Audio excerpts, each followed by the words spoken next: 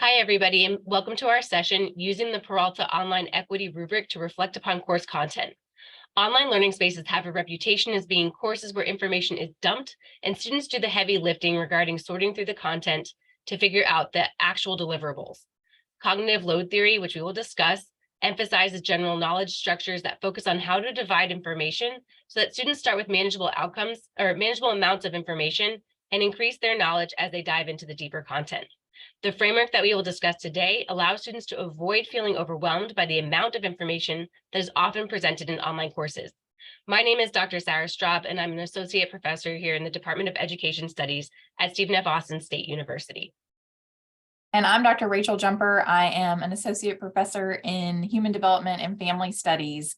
And today we are going to be talking about a piece of a project that Dr. Straub and I worked on together to review our courses over the course of a year. And so today we'll be talking about the Digital Learning Equity Analysis Project. That was our framework. Specifically, we'll be talking about the Peralta Online Equity Rubric for our courses that we use to review our content, and then talking about where we see ourselves going from here. So participants are going to be introduced to all of these concepts. This is actually a 6-step process where you review multiple areas of your course and your syllabus and your content. But today we're just going to be focusing on number 2 that you see on your screen, the review and revise your course content. At the beginning of each step, the framework that we'll share at the end has driving questions. For course content, it asks, are all students able to engage with the course content? Do students see themselves reflected in the course? And am I providing content to my students in a way that supports their learning? So this is the Peralta Online Equity Rubric that we use to do 2 assessments of our courses. We did a pre and a post test to review our course using this rubric to see what kind of equity and access our students had in our classes. So you can see the first steps here, and then you can see the second part of the rubric, and please feel free to pause and review the rubric in more detail as we go through the project.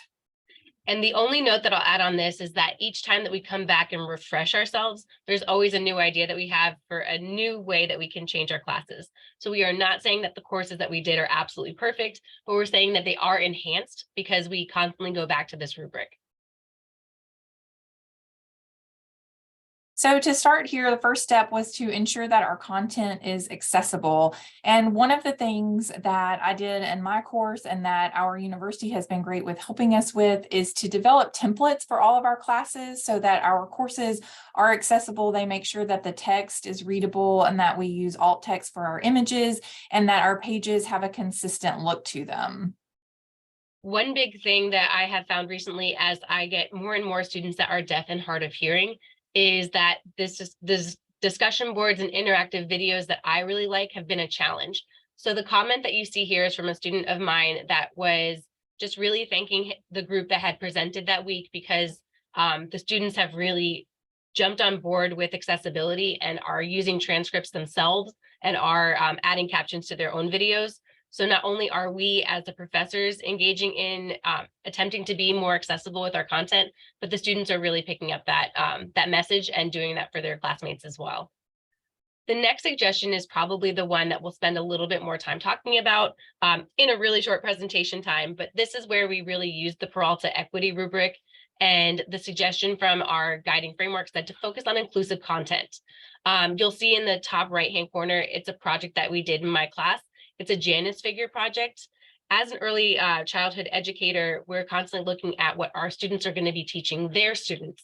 And as you all know, maybe you recognize that picture, but Christopher Columbus is considered one of those elementary heroes. So a project like this allows students to reflect on that bias. On one side are the things that he has been praised for, and on the other side are things that the students found that were problematic.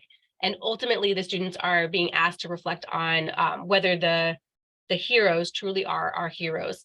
And so this type of critical reflection is in conjunction with a book club project that they do where they work with each other and really unpack, white Eurocentric perspectives in social studies classrooms. The other picture, before I pass it away to Dr. Jumper, is of a student of mine named Jade. This picture is of her at one of our events this past spring, but basically she reached out to me because there was a project that we were doing, and she just said, following UDL, you did not, which is Universal Learning, or ULD, Universal Learning Design. I apologize. Following those principles, you didn't give us a rationale for this particular project. And she was comfortable enough to ask for that support. And because of this type of framework, I was comfortable enough to receive it and was able to reframe the particular assignment for my students. Dr. Jumper, how about you?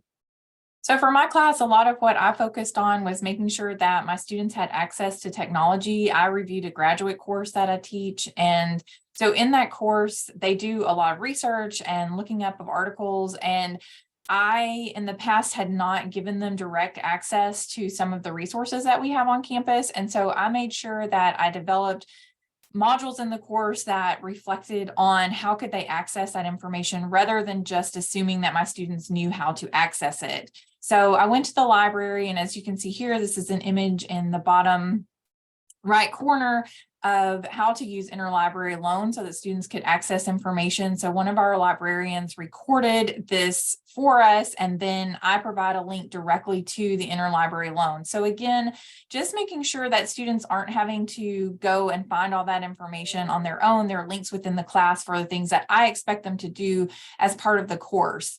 And that also will help later when we talk about cognitive load, but just allowing them to easily find information that they need to help reduce the stress.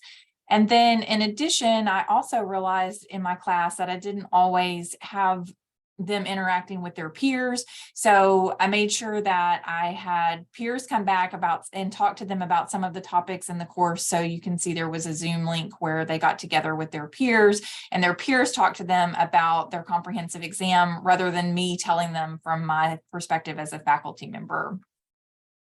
And with cognitive load, another piece that I thought was really important in my class was to break down the assignments so that they could easily find them every week. And I put a video of myself, which you can see here. It's really hard to find a good picture of yourself when you're doing a video, but I would put a video in every week where I did an overview of here's what you're going to be learning. Here's what I think is most important in this module so that you can really focus on those areas. And then here are your assignments, and here's the module that's due this week. And I really did that just to help guide them through picking through some of that information, because I didn't want for the course to feel overwhelming. And then I'll turn it over to Sarah to talk about what she did in her classes.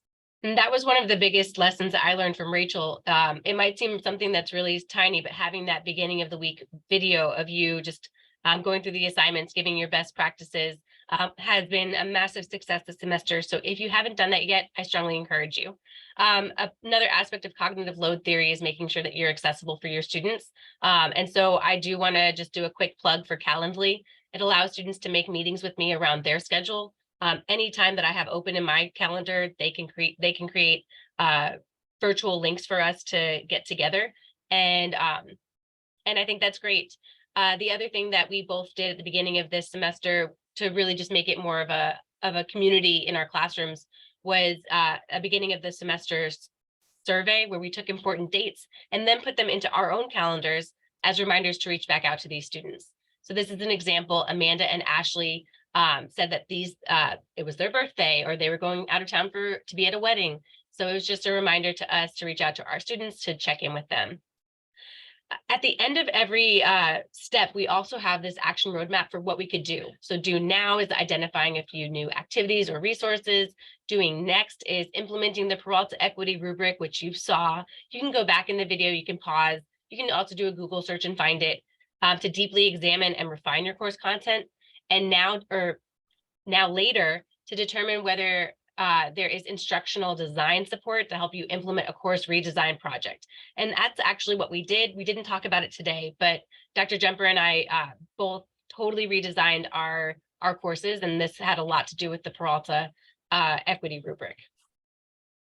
And as Dr. Straub said, there's a lot left to do. We aren't saying our classes are perfect, but it was a great exercise to go through, and we both feel like our classes improved. So if you have any questions or comments for us, please feel free to reach out to us. Both our emails are on the screen. Thank you so much. Thank you. Bye.